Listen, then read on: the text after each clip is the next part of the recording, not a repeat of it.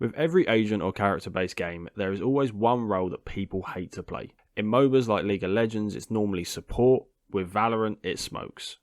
But why? Is playing controller boring? Honestly, no. Controller is a role that is constantly changing. Yes, there are set smokes and plays, but in my opinion, it tends to be a role that is more adaptive and changing than the other roles in Valorant. Hell, even look at professional play. Some of the most exciting players to watch either main controller or tend to flex onto a controller. Players like DRX Mako, NRG Marved, former NRG Som, and Fnatic Boaster. All of these players have some incredible clutches, and they tend to have some of the highest numbers for clutching in their respective teams. And then when you look at some other exciting players like Na'Vi Sugetsu, Liquid Nats, and Fnatic's Chronicle, all of these players tend to flex on characters like Viper. So why is a controller so hated in most ranked lobbies? Well, it's pretty simple.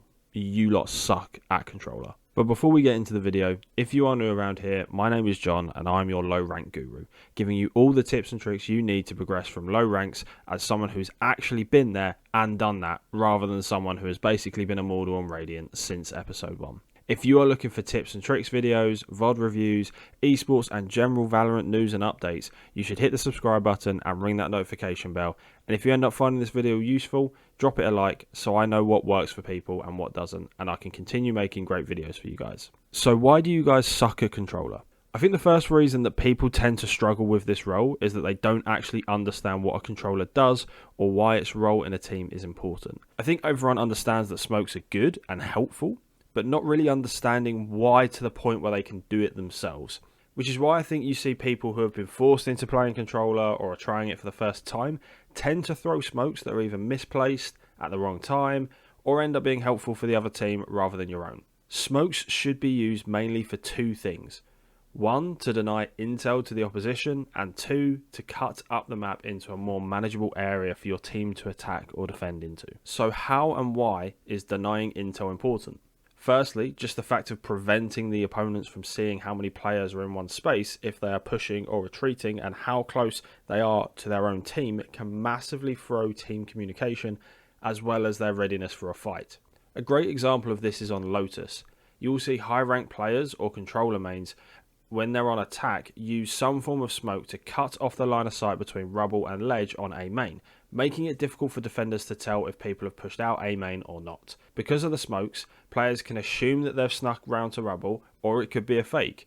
All it takes is for one player to go, there's a smoke, it must be A, and the entire team have to rotate for you to just get the freest plant of your life over on C. Similarly, they might just hold that smoke waiting for people to push out from, but you and your team have gone rubble and you can now find a nice path to sneak up onto someone on stairs from the side of tree without them even noticing. If your team also hits the sites quite fast, using a smoke to deny the enemies a chance to see how many players are pushing onto site and how close they are might make it difficult for them to communicate to any players on site that there's a rush, that they should be ready for a fight, or that they could be coming from a different few angles. But intel can also be used to help the other team as well as your own. A really great example of someone who knows how to play controller and one that is just starting is how they smoke when the team is trying to defuse a spike. If your opponents are sat A main looking for that spike spray, smoking off A main is a terrible play as it denies all the intel for your team of where the enemies are and when they might be peeking out to spray the spike down. Whereas smoking the spike will deny them intel of whether or not you are on the spike and help your teammates see the enemies swinging out. With cutting up the map and making it more manageable for your team, I think people understand why this is important.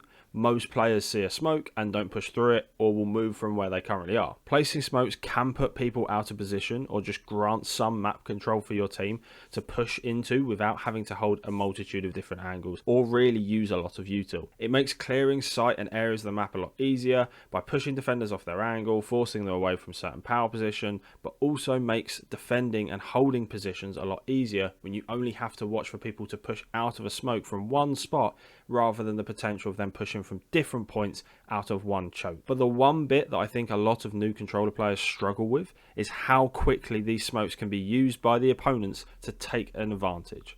A great example is when you see smokes that don't quite line up to the end of chokes and have some overhang onto sight. This can let attackers come out from one of the sides and use a blockage of that smoke to take an easy fight in front of them or at a specific angle without being seen by the rest of the site. Similarly, there are certain areas for defenders that on a rotate or a retake, it might be a good position for them to be watched by an attacker, but then smoking that position off because it could then be useful for them later on would actually help these defenders get into that position without having to take a gunfight. The best example I can think of this is Ascent A site rafters.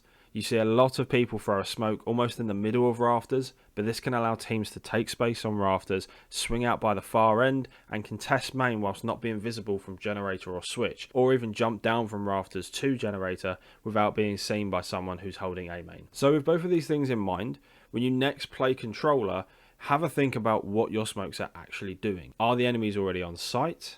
If so, smoking the normal main choke points is probably pointless now, and it'd be best to save a smoke for the defuse or to use it to block off lines of sight and parts of the map for your team to enter without having the enemies know. Are the smokes you're throwing actually preventing the enemies from holding a good position to stop your sight attack, or is it just giving them more space to work with without being shot at? Once you can understand what the smokes are doing and what type of smoke is best for that moment, you will immediately become better than 90% of the low rank controller players that are just forced into that role because everyone else picked Duelist and Sentinel before them. And one last thing that is definitely holding you Duelist mains who get stuck on controller: please don't enter site or take the first gunfight without at least putting down some smokes first.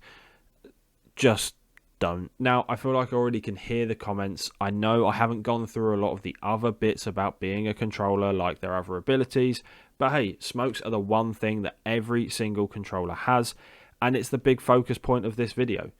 But hey, if you want a whole video that is just me telling you how to play a specific agent, well, you're going to have to subscribe and ring that notification bell to get ready for my agent guide series that is coming soon. But if you found this video useful, or at least something to think about, why not give it a like? It's completely free and it helps me out a bunch.